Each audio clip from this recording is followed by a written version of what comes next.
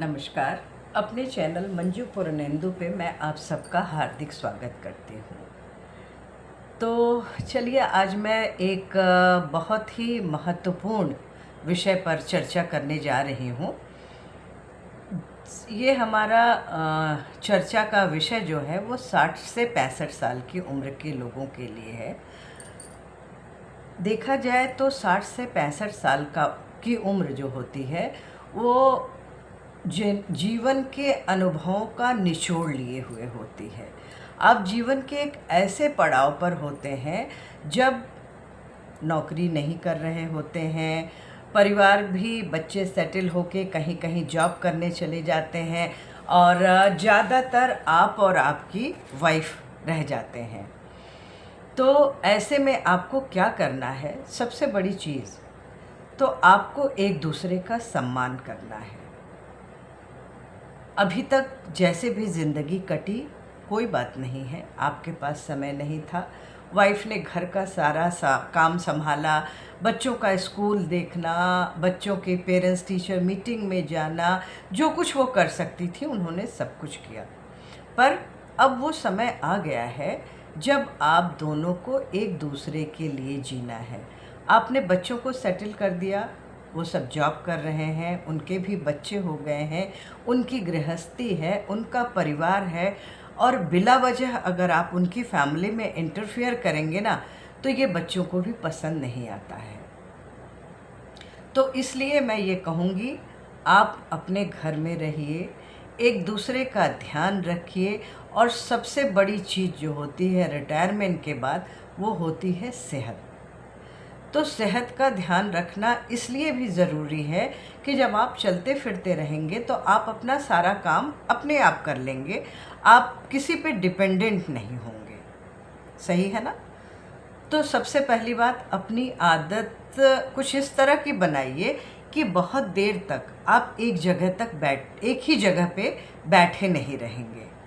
आप सोचिए, जितना ज़्यादा आप चलते हैं, आपकी बॉडी का मूवमेंट होता है, स्पेशली पैरों का, उतना ही आपका शरीर यंग रहता है और उतनी ही ज़्यादा उसमें मेहनत करने की क्षमता भी आती है। ठीक है? तो सबसे पहला काम, अपने शरीर का ध्यान रखें। और दूसरी बात, अपने आप को आर्थिक रूप से स्वतंत्र रखें। आपकी जो सेविंग है उसको संभाल के रखें। आपने अगर मकान को किराए पे दे रखा है, उस सेविंग को भी आप अपने पास सुरक्षित रखें, क्योंकि आपने बच्चों को पढ़ा दिया, लिखा दिया, वो जॉब कर रहे हैं, उनकी अपनी गृहस्थी है, उनको किसी तरह की कोई कमी नहीं है। हाँ, समय बेसमय पे उनको छोटे बड़े गिफ्ट जो भी उनकी रिक्वायरमेंट हो वो दीजिए, उनके बच्चों को भी गिफ्ट दीजिए, उससे वो खुश रहते हैं। देखिए, अगर आप आर्थिक रूप से मजबूत हैं ना, तो आप आत्मनिर्भर हैं, आपको कभी किसी के सामने हाथ नहीं फैलाना पड़ेगा। जैसे जैसे उम्र बढ़ती है, आपकी मेडिकल नीड भी बढ़ती जाती है। आप को लगता है कि मैं सच कह रही हूँ? अगर सच कह रही हूँ तो इसको ध्यान से सुनिएगा। तो उसके लिए आपको क्या करना पड़ेगा कि अपने पैसे को सुरक्षित रखना पड़ेगा, जिससे कभी आप बीमार हो या आपकी पत्नी बीमार हो तो किसी के सामने हाथ न फैलाना पड़े। इवन अपने बच्चों से भी अगर पैसे न लेने हो तो ये तो क्या गर्व की बात है। ठीक है, बच्चे हैं, वो छोटे हैं, हमने उनको जीवन भर दिया, और अपने आप को इस तरह का बनाइए कि अगर भविष्य में ज़रूरत हो तो उनको दे दीजिए, पर उनसे लेने की नौबत ना आए। ठीक है? तो आप अपने को आर्थिक रूप से स्वतंत्र और मजबूत बनाइए। उससे उससे क्या होगा कि आप में एक आपका विल पावर स्ट्रांग होगा, और आप में ये हो एक अलग सी फीलिंग आएगी कि मैं सेल्फ डिपेंडेंट हूँ। आप मेरी बात समझ रहे हैं ना? जो बहुत ज़रूरी होता है। अगर आप आर्थिक रूप से मजबूत हैं तो आपको बहुत सारी ऐसी चीज़ें होंगी जो अपने आप कर लेंगे, किसी की हेल्प की भी ज़रूरत नहीं होगी। दूसरे, अभी तक आपके पास समय की कमी थी, ठीक है? तो आप अब थोड़ा चिंतन, मनन और अध्ययन करिए। थोड़ा समय भगवान के साथ बैठ के बिताइए, भगवान की पूजा करिए। आपकी कोई परेशानी हो तो उनके सामने बैठ के उस चीज़ को उनसे बयां करिए। आपका मन भी हल्का हो जाएगा और आप में मजबूती भी आएगी। क्योंकि होता क्या है ना, कभी कोई भी आपका दुख सुन के दुखी नहीं होता, बल्कि वो आपका मजाक बनाता है या उसको अदरवाइज लेने लगता है। तो मैं तो यही कहूँगी कि कभी किसी और के सामने अपना दर्द मत बयां करिए। अच्छा, अब समय आ गया है जब आपको सच्चे दोस्तों की ज़रूरत है या परिवार में ऐसे लोगों की ज़रूरत है जो सचमुच आपको दिल से चाहते हैं, जो वक्त ज़रूरत पे आपके लिए खड़े रहेंगे या हमेशा वो आपके लिए अवेलेबल होंगे। जैसे आप पार्क में जाते हैं, बहुत सारे दोस्त वहाँ आते हैं। अभी तक तो क्या था कि हंसी मजाक करते थे, टहल के चले आते थे। भाई आप सक्षम थे, आप में स्टैमिना थी, आप में ताकत थी, आपको किसी की ज़रूरत नहीं थी। पर अब कुछ ऐसे दोस्त भी बनाइए जो वक्त बेवक्त, रात बेरात आपके काम आ सकें। परिवार में भी सबसे अपने संबंध बहुत अच्छे रखिए। जिससे नहीं बन पाता है, शांत रहिए, उसको कभी भी आप जवाब मत दीजिए या उसमें कभी भी हीन भावना मत आने दीजिए आपकी वजह से। ठीक है, वो उसकी ज़िंदगी है, वो जैसे जी रहा है जीने दीजिए, उसकी लाइफ में इंटरफेयर मत करिए। पर हाँ, अपनी लाइफ को तो आपको सुधारना है ना, अपनी लाइफ को तो संवारना है ना। तो अपनी लाइफ में कुछ ऐसे लोगों को ज़रूर रखिए जो आपके वेल विशर हों और जो आपके सुख दुख के सच्चे साथी हों।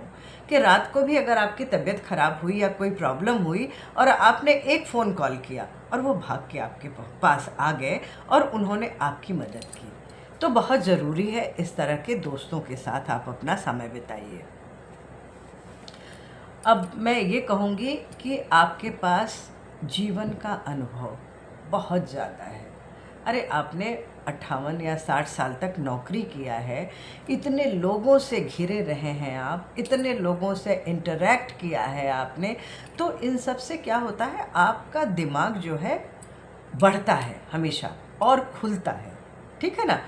तो अपने उस अनुभव का फ़ायदा उठाइए।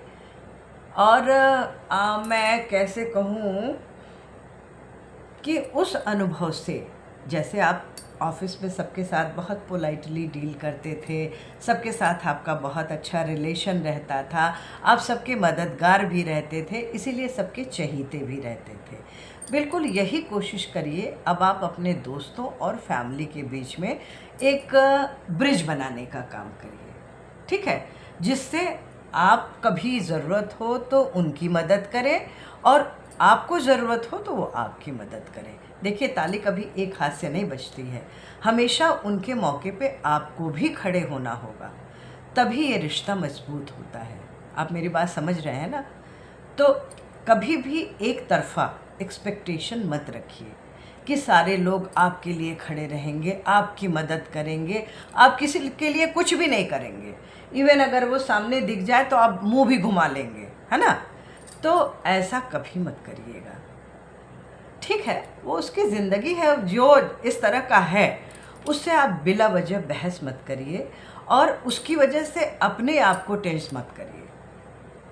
क्योंकि जब आप टेंशन में होते हैं ना, तो उससे सिर्फ आपका नुकसान होता है, उसका अगले का कोई नुकसान नहीं होता। क्योंकि आप स्ट्रेस में रहेंगे, आपको अच्छी फीलिंग नहीं आएगी, तो आपको एसिडिटी होगी, आपको नींद नहीं आएगी ढंग से, और इन सब चीज़ों का आपके हेल्थ पे बहुत बुरा असर पड़ने वाला है। ठीक है, हम इंसान हैं, कुछ कुछ चीज़ें हमें तकलीफ़ दे देती हैं थोड़े देर के लिए। फिर ईश्वर के सामने जाइए, हाथ जोड़ के प्रार्थना करिए कि भगवान, अगर हमसे गलती हुई तो हम आपसे क्षमा चाहते हैं, पर अगर अगले से गलती हुई तो मुझे इतनी हिम्मत दीजिए, इतनी ताकत दीजिए कि मैं उसको माफ़ कर सकूं और मैं उसके रास्ते में कभी भी रुकावट ना बनूं। इस तरह की भावना रखेंगे ना, तो आप अपने आप ही बहुत ज़्यादा खुश रहेंगे। तो चलिए अब अगले पॉइंट पे आती हूँ। बच्चों से बहुत ज़्यादा एक्सपेक्टेशन मत रखिए। उसका रीज़न ये है, आप अपने यंग एज में चले जाइए, जब आपने नई नई नौकरी शुरू किए थे, आपके बच्चे हुए थे, आप कितना बिज़ी रहते थे ना। तो बिल्कुल उसी कंडीशन में बच्चे हैं। अभी आप रिटायर हो गए हैं, आपको बहुत अच्छी सैलरी मिलती थी लास्ट में, हाँ, और ये बच्चे अभी नौकरी की शुरुआत कर रहे हैं। हो सकता है कि उनके पास इतना ना बच पाता हो, क्योंकि आजकल लाइफस्टाइल बदल गया है। हम लोग घर में खाना बनता था जो वही खा लेते थे, आउटिंग का कोई ज़रिया नहीं था, हद से हद जाते थे, मूवी दिखाते थे, और नहीं बाद में जब से टीवी आया तब से टीवी देखने लगे, हो गया हमारा मनोरंजन। पर आजकल के ज़माने में सैटरडे संडे बच्चे पूरी तरह से एंजॉय करना चाहते हैं। उसका रीज़न ये है कि उनके ऊपर वर्क प्रेशर भी बहुत ज़्यादा है। तो छोड़ दीजिए ना, उनको उनकी ज़िंदगी जीने दीजिए। हाँ, रोज़ रोज़ उनको परेशान मत करिए, लेकिन हाँ, अगर कभी ज़रूरत है तो मैं इतना जानती हूँ कि आपके बच्चे दौड़े चले आएंगे और सब कुछ करेंगे आपके लिए।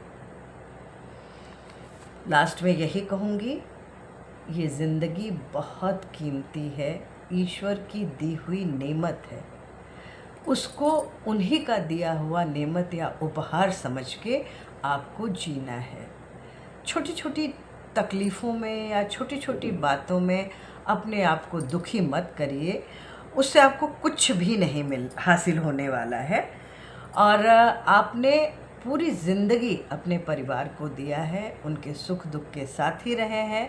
ईश्वर आपके साथ है, वो हमेशा आपका साथ देंगे। तो उन पे भरोसा करिए और उनको अपने आप को समर्पित कर दीजिए। जिस दिन ये समर्पण की भावना आ गई ना ईश्वर के प्रति, आप बिल्कुल खुश हो जाएंगे। आपको कुछ भी नहीं चाहिए जीवन में। कोशिश करिए, मैं भी लगी हुई हूँ, शायद मुझे भी कभी सफलता मिले। तो आप सबसे भी हाथ जोड़ के ये प्रार्थना करती हूँ कि अपने दिनचर्या के साथ साथ ईश्वर के साथ समय बिताना भी शुरू करिए। मुझे पूरा भरोसा है कि आप बहुत खुश रहेंगे। तो चलिए, मिलती हूँ अपने अगले वीडियो में। अगर आपको मेरे वीडियोस अच्छे लगते हैं तो प्लीज़ इसे अपने दोस्तों में भी शेयर करिए। हो सकता है मेरे वीडियो से कुछ उनकी ज़िंदगी में भी बदलाव आ सके। तो चलिए, मिलती हूँ अगले वीडियो में। तब तक के लिए शुभ रात्रि।